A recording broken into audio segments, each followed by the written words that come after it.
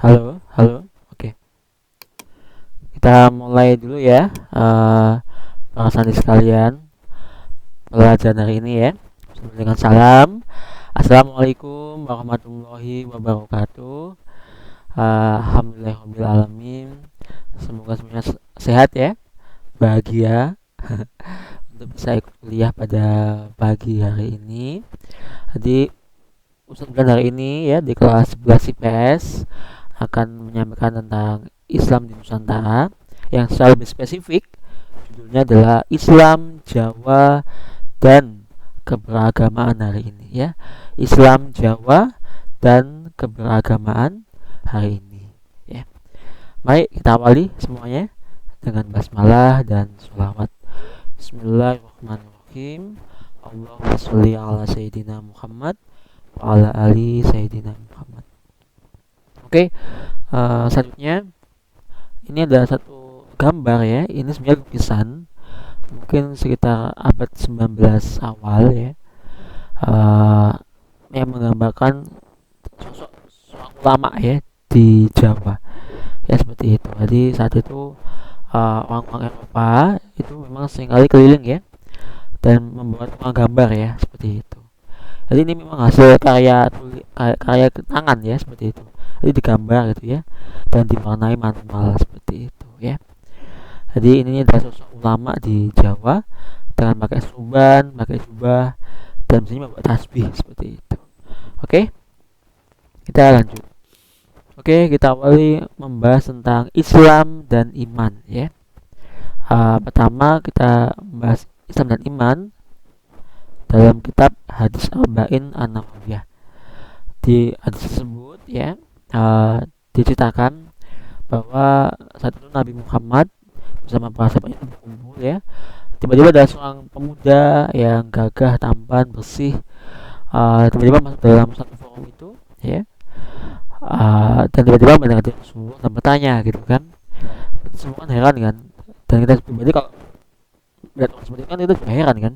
Ini siapa? Nggak diundang, nggak dikenal gitu kan. Tiba-tiba tanya ya Rasulullah, tanya apa itu Islam gitu kan.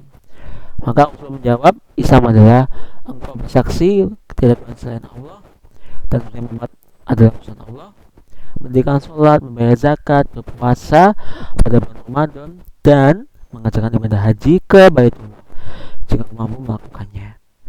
Terus saya tuh pemuda itu tanya lagi, ya Rasulullah apa itu iman ya? Maka beritahu kepadaku. Maka Nabi menjawab, engkau beriman kepada Allah, malaikatnya, kitabnya, rasulnya, hari kiamat, dan beriman kepada takdir Allah yang baik dan buruk ya.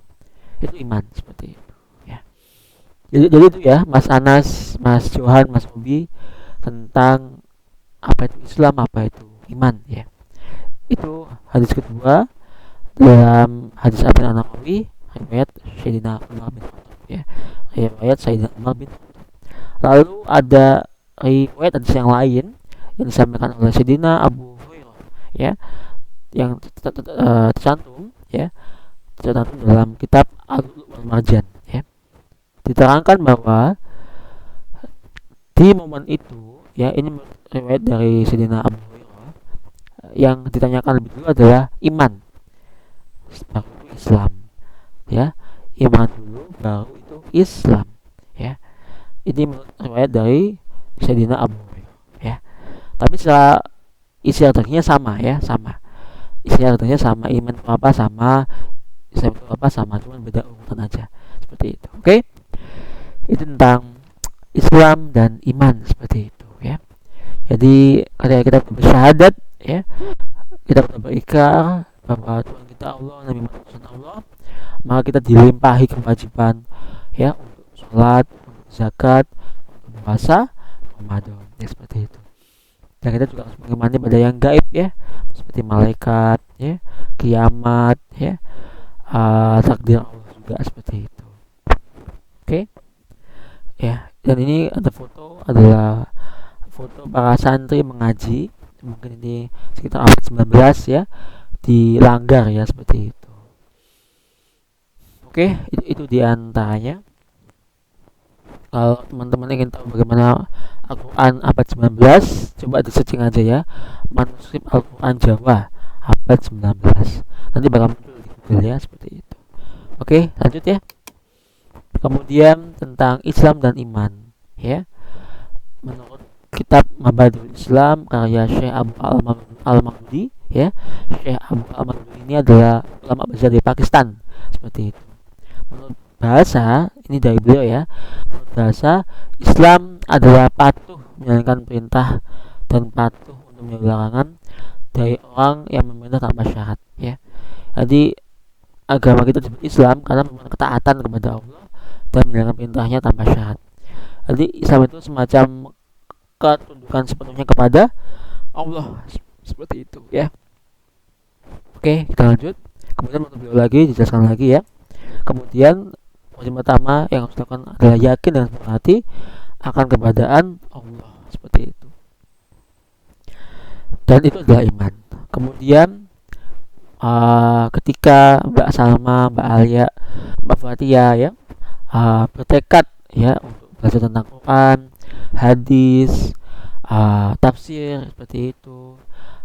Sebenarnya itu adalah bagian dalam rangka kita untuk mempelajari tentang iman, seperti itu ya. Jadi kita belajar tentang fikih, Quran, hadis ya, itu semua itu dalam rangka kita juga untuk apa? Mengimani Allah, seperti itu ya. Jadi iman ini perlu diilmui ya. Di antaranya dengan kita baca hukum Allah, tafsir, hadis, dan macam-macam, seperti itu. Oke. Dan dengan iman akan membuat seorang hamba sepenuhnya taat kepada Allah ya. Nah, kemudian kalau kita tadi udah membicarakan iman dalam konteks pribadi kita ya, dalam konteks ruang batin kita, nah maka kita akan bergeser bahwa iman itu nggak hanya berhenti pada individu ya, atau iman itu nggak hanya berbicara tentang individual, tapi juga iman itu harus berkembang ya, juga harus terkejawantahkan, terwujudkan dalam lingkup sosial ya. Jadi iman ini melingkupi lingkup individual dan juga sosial, seperti itu ya.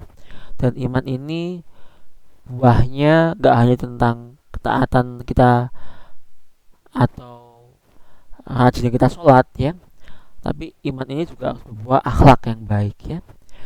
Iman ini gak hanya berbuah kesolehan individual, tapi juga harus berbuah kesolehan sosial, seperti itu ya.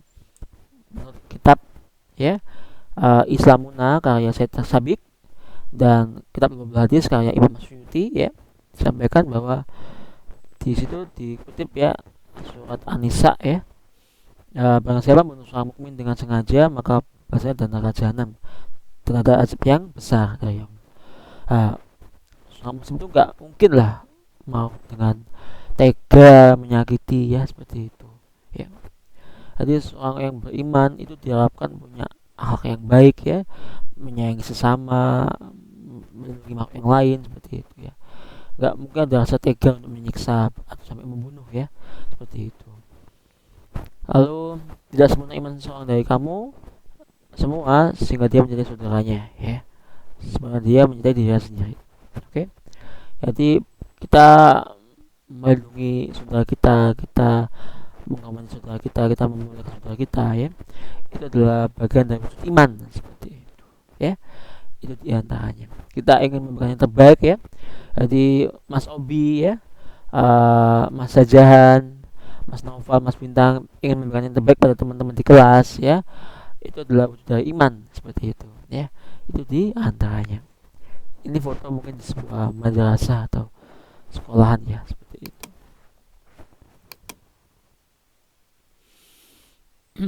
Oke ya, Ustaz izin dulu buat ambil nafas. Ustaz berharap yang di belakang semuanya memantau dengan baik. Kalau ada yang nggak paham ditanyakan ya, seperti itu. Oke, kita lanjut ya. Tadi kalau kita udah bahas ya Islam, Islam dan iman ya, kitab yang ada, terus Islam dan iman dalam konteks sosial, maka ini lebih kontemporer lagi ya, lebih kekinian lagi ya, seperti itu. Berdasarkan buku Dinamika Baru Studi Islam, ini yang adalah Rektor UIN Sunan Ampel, yaitu Profesor Masdar Hilmi, ya, dan Profesor Ahmad Zaki dari UIN Sunan Ampel juga disampaikan dalam buku itu, ya, bahwa ada dua pendekatan, ya, yang bisa diterapkan untuk memahami eksistensi Islam di masa ini, ya. Jadi saya mengajak kalian melihat bagaimana sih Islam itu pada kenyataannya, bagaimana seperti itu di masa, bagaimana, ya. Saya ingin mengajak kalian melihat itu, ya, bagaimana Islam itu diterima di masyarakat, bagaimana Islam itu berkembang di masyarakat seperti itu, ya, ya. Dan beliau menawarkan untuk melihat eksistensi Islam di masa ini, beliau menawarkan ada dua pendekatan, ya. Yang pertama adalah Islam normatif,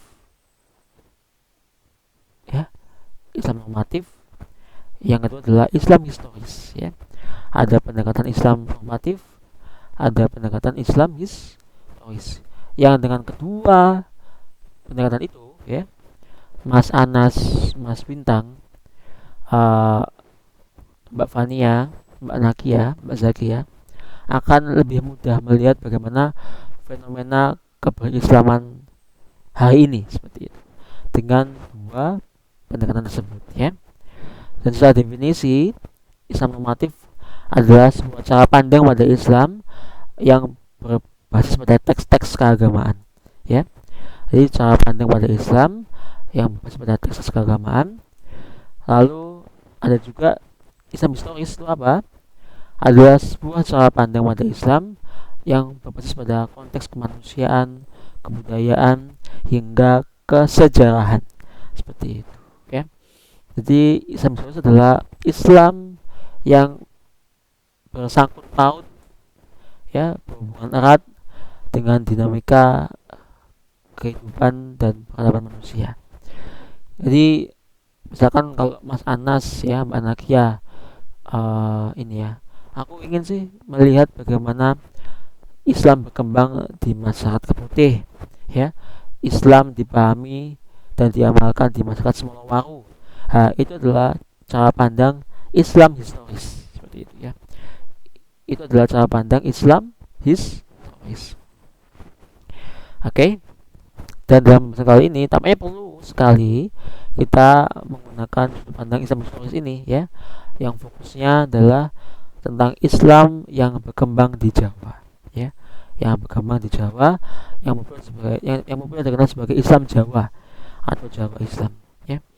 Yang secara definisi singkatnya, ya, Islam Jawa adalah sebuah proses perpaduan antara keislaman dan kejawaan, ya, yang sejatinya telah terpenuhi sejak masa awal Islam di Jawa seperti itu.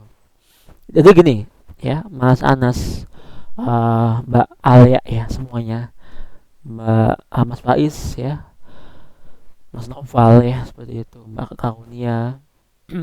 Saya ingin menyampaikan bahwa kita bayangin, ya, di masa itu, ya, abad 9, 10, 11 sampai abad 15, 16 itu masih mayoritas agama masa kita itu agamanya Hindu Buddha gitu, ya. Agama Hindu Buddha, ya. Dan akhirnya ada ulama-ulama Jawa yang datang ke Jawa seperti itu. Itu kan pasti nggak mudah, ya, ya. mendakwahkan, menyampaikan sesuatu yang baru itu kan masih nggak mudah gitu. Ya, kita bahasa itu memarketingkan, ya, barang baru yang belum dikenal, belum populer di masyarakat itu kan angel, ya, so kan gitu kan. Itulah yang dihadapi oleh para ulama di masa itu, gitu, ya. Itulah kenyataan yang dihadapi ulama di masa itu, ya. Pasti rentan dengan apa, ya, semacam penolakan, rentan dengan sikap keras, ya, rentan dengan sikap kritik seperti itu, ya. Apa sih gitu kan, opo sih gitu kan, seperti itu, nggak perlu aku, ya. Kira-kira seperti itulah bahasa kita hari ini, ya. Ya, pasti ada banyak hal yang nggak mudah dilalui oleh para ulama Jawa di masa itu, ya, seperti itu, ya. Kita bisa bayangkan itu kan, seperti itu. Mungkin juga ada kekerasan fisik yang diterima seperti itu, ya. Ya, kita bisa pahami bahwa ulama yang dihadapi ulama Jawa itu seperti itu loh ya, yang dihadapi oleh para ulama. Realitasnya adalah seperti itu kondisinya. Jadi jangan sangat mudah banget ya seperti itu. Nah, alhamdulillahnya, hebatnya para ulama kita ya, atas tadi Allah juga ya, itu punya apa ya, semacam strategi keagamaan, strategi kebudayaan ya, sehingga akhirnya secara bertahap Islam itu bisa diterima ya oleh masyarakat Jawa ya. Jadi ada semacam kurikulum dakwah lah seperti itu ya, yang disusun oleh para ulama dari generasi ke generasi ya, dari ulama ke ulama ya seperti itu, yang intinya berkesinambungan agar masyarakat Jawa ini mau memahami Islam dan tercerahkan seperti itu oleh Islam seperti itu ya. Maka ulama kita itu pastinya sudah memilah mana yang itu pokok agama ya, mana yang itu bisa longgar ya, dan bisa diterapin dan diterima. Jadi ulama Jawa kita masih itu apa ya, berusaha mengayomi ya tradisi maupun kepercayaan lokal yang sudah berkembang di masyarakat Jawa ya. Bukan berarti datang terus menyalah-nyalahkan, ini nggak boleh, itu nggak boleh ya kan, apalagi berkata kafir gitu kan, itu nggak sama sekali ya. Itu bukan sesuatu adab dakwah yang baik ya pastinya seperti itu. Jadi memang benar-benar diayomi gitu kan ya, sehingga kalau kita bisa analisis, sebenarnya yang diutamakan adalah akidahnya dulu ya. Perkara ornamen kebudayaan itu monggo silakan, yang penting akidahnya itu diubah dulu ya. Jadi yang sebenarnya itu akidahnya itu akidah Hindu Buddha, maka diganti dengan Islam ya. Jadi yang penting adalah akidahnya diselamatin dulu, ditransformasikan dulu seperti itu. Maka kita tahu kayak selamatan ya, dulu mungkin di masa Hindu Buddha itu yang menyangkut kepercayaan Hindu Buddha gitu kan ya, dengan selamatan itu. Hari ini ya ulama-ulama kita ya, ulama Jawa ya, hasil ulama Jawa ya, selamatan itu nggak lagi seperti itu ya. Selamatan itu ya tetap ya selamatan secara penampakan seperti itu, ada makan, ada doa, tapi secara akidah itu udah beralih ke Islam gitu kan. Jadi selamatannya masih ada ya, wujudnya masih ada, tapi secara akidah itu udah berbeda, secara isi itu udah berbeda ya. Yang sebenarnya itu mungkin isinya adalah puji-pujian, doa-doa ya, akidahnya itu udah Hindu Buddha, maka bergeser ya kan, isinya adalah zikiran, sholawatan ya, tilawah Quran ya, dan sebuah pengabdian kepada Allah dan memohon syafaat kepada Rasulullah. Jadi berbeda. Jadi secara penampakan masih selamatan, tapi secara isi berbeda seperti itu ya. Dan itu yang ditambahkan oleh para ulama kita. Jadi yang penting akidahnya selamat sih kayak gitu kan, yang penting Islam sih gitu kan. Nanti perkara kebudayaan itu kita bisa olah pelan-pelan ya seperti itu. Secara perkara penampakan, perkara ornamen yang ada itu kita bisa olah pelan-pelan seperti itu. Jadi searif itu ulama kita di masa itu ya, sesabar itu ya. Jadi Ustadz berharap ya semua di sini, Mbak Salma ya, Mbak Alia, siapa lagi ya, Mbak Nashwa ya, Mbak Nadifa, semuanya, Mas Johan ya, Mas Ajahan, memahami itu ya, ketika berdakwah di masyarakat itu bagaimana memahami ya, harus benar hati-hati di awal dulu, sebenarnya orang-orang ini pengennya gimana sih ya, seperti itu. Oke ya. Dan kejawen sendiri dalam kebudayaan Jawa termasuk bagian dari Islam, sehingga bisa dikatakan kejawen adalah manifestasi Islam dalam konteks Jawa seperti itu. Oke, ini semua adalah setelah kita ya, telah kita. Mari kita coba yuk kita eksplorasi lagi lebih dalam ya, melalui ini peta ya, peta ya. Oke, ini peta Jawa Timur ya dan Jawa Tengah ya. Kita harus tahu bahwa Islam pertama kali bertemu dengan masyarakat Jawa itu di daerah pesisir, ya, di daerah pantai seperti itu. Jadi masyarakat Jawa yang pertama kali bertemu Islam, mengenal Islam adalah orang pesisir, seperti itu ya, orang-orang pesisir. Maka wajar pula kalau kita akan menemukan juga banyak perkampungan Arab di daerah pesisir ya, di Surabaya ya, di Tuban, di Semarang, di mana lagi, uh, Jakarta ya, itu ada banyak kampung namanya kampung Pekojan, kampungnya orang Arab ya. Kalau di Surabaya kita bisa tahu ada kawasan ini ya, Sunan Ampel, itu kan semuanya orang Arab ya, seperti itu ya. Jadi memang wajar karena dulu orang Arab ya yang membawa Islam itu ya tinggalnya di daerah pesisir ya, seperti itu pertama kali, seperti itu. Maka dari sini kita bisa memahami bahwa uh, pola keberislamannya itu terkadang memang kuat ya, lebih kuat ya, seperti itu di masyarakat pesisir, seperti itu. Itu diantaranya, tapi itu nggak mesti juga ya, seperti itu. Jadi itu maka kita bisa banyak mungkin temukan juga ada banyak pondok-pondok pesantren kan di daerah pesisir, seperti itu. Oke, itu diantaranya. Tapi juga kita pahami bahwa dari pesisir Islam akhirnya secara bergelombang itu masuk ke daerah pedalaman Jawa ya, ke Mojokerto, ke Kediri ya, ke Tulungagung, ke Solo, ke Jogja, seperti itu ya. Jadi benar-benar bergelombang akhirnya sampai ke pedalaman itu ya, dari pesisir ke pedalaman. Namun saya juga ingin tambahkan bahwa Islam nggak cuma tumbuh di pinggiran gitu kan. Karena pada nyatanya Islam juga tumbuh di pusat kekuasaan, di pusat kekuasaan, seperti itu ya. Itu diantaranya di pusat kekuasaan ya. Dalam hal ini adalah Kerajaan Majapahit ya. Jadi kita bisa membayangkan ya bahwa Islam itu memang sebenarnya sudah diterima oleh masyarakat ya secara umum, tapi juga di kerajaan secara bersama juga diterima ya, seperti itu ya. Jadi keluarga Majapahit itu kebanyakan adalah Muslim juga ya, bukan istri Raja Majapahit ya, itu juga seorang Muslim, Putri Campa dari Kamboja, seperti itu. Dari Kamboja itu seorang Muslimah, seperti itu ya. Itu diantaranya. Jadi kita bisa memahami bahwa keluarga kerajaan itu juga sudah menerima Islam, itu diantaranya.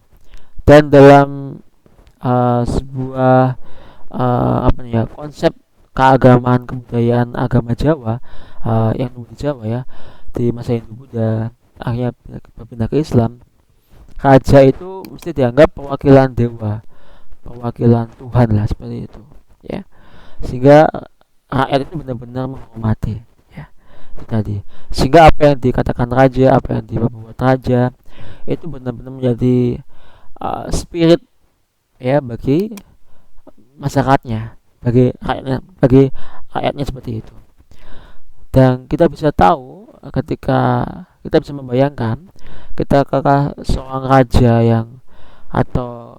seorang raja yang itu sebelumnya agamanya Hindu Buddha dan akhirnya berpindah ke Islam ya, itu pasti akan sangat mempengaruhi keagamaan masyarakatnya gitu kan.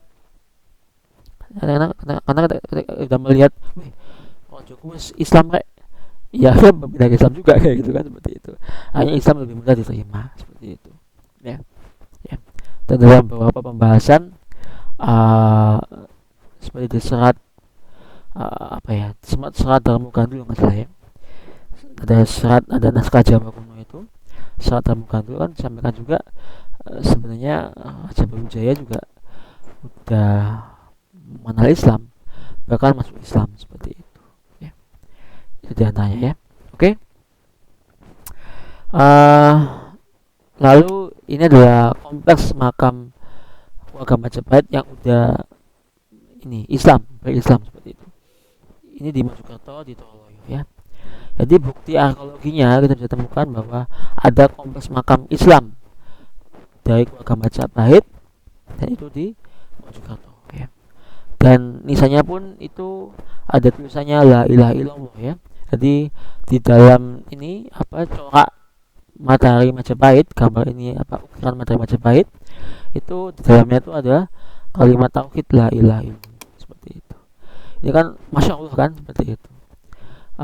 Berarti kan ini fakta historis dan fakta teologis, fakta keagamaan bahwa masyarakat kita khususnya yang ada di daerah kekuasaan itu sudah menerima Islam seperti itu. Oke. Maaf. Ini adalah salah satu tokoh Islam awal ya, dakwah tokoh mubalik yang ada, yaitu adalah Sunan Ampel, itu dari Kamboja seperti itu ya. Ini adalah kompleks makamnya beliau, dan beliau itu luar biasa ya, beliau itu ulama tapi juga penguasa Surabaya ya. Jadi beliau itu memegang dua otoritas ya, otoritas politik dan otoritas keagamaan ya. Jadi beliau itu ibaratnya wali kota Surabaya tapi juga seorang syekh ya, ulama ya di Surabaya seperti itu ya. Jadi luar biasa ya, beliau memegang dua kendali politik dan kendali keagamaan seperti itu. Sehingga akhirnya ini mempengaruhi proses penerimaan Islam kan seperti itu ya. Jadi di sini Kanjeng Sunan Ampel atau Mbah Sunan Ampel punya wewenang yang lebih luas ya untuk mendakwakan Islam seperti itu. Karena secara politik beliau berkuasa, secara keagamaan beliau memang ahlinya seperti itu ya. Itu. Jadi Mas Anas, Mas Suhan, kita bisa sadari bahwa bidang politik atau jalan politik itu juga perlu kita kelola seperti itu dengan baik, termasuk dalam dakwah ini seperti itu ya. Di dakwah ini bisa jalan dengan baik diantaranya karena ada komponen politik ya yang ikut menaungi seperti itu ya. Jadi peran kekuasaan itu juga akan mempengaruhi eksistensi sebuah keagamaan seperti itu ya. Itu diantaranya. Oke. Ini adalah makam Sunan Ampel dan Nyai Condramati, istri beliau. Oke, kapan-kapan bisa ke makam beliau ya. Oke, itu para santri sekalian, itu di Islam di masa ini, di masa revolusi industri yang mutakhir ini ya, dihadapkan pada perkembangan yang dahsyat banget dari teknologi, ekonomi, politik, dan juga makin hebatnya krisis lingkungan ya. Maka kita perlu Islam yang bisa merespon dengan progresif ya, karena dengan adanya Islam akan semakin menunjukkan nilai universitas Islam yang rahmatan lil alamin ya, seperti itu. Jadi Islam harus progresif, dan dengan itu semua dibutuhkan peran ulama ya, karena ulama adalah panutan umat ya, dan adanya ulama di tengah arus perkembangan zaman sangat perlu karena bisa turut menjawab persoalan yang ada seperti itu. Sehingga dari Islam, Jawa, dan keberagaman hari ini menunjukkan bahwa kita butuh Islam, kita butuh untuk menjaga Islam, menjaga iman ini akan terus tumbuh dalam diri kita ya. Jadi Islam, Jawa, dan keberagaman hari ini ya. Terima kasih semuanya, semoga dibahami dengan baik. Terima kasih. Wassalamualaikum warahmatullahi wabarakatuh. Monggo kalau ada pertanyaan bisa ditanyakan ya. Ini semua adalah setelah kita, eksplorasi kita, dan rumusan kita. Terima kasih. Monggo Mas Anas ada pertanyaan, dipersilahkan.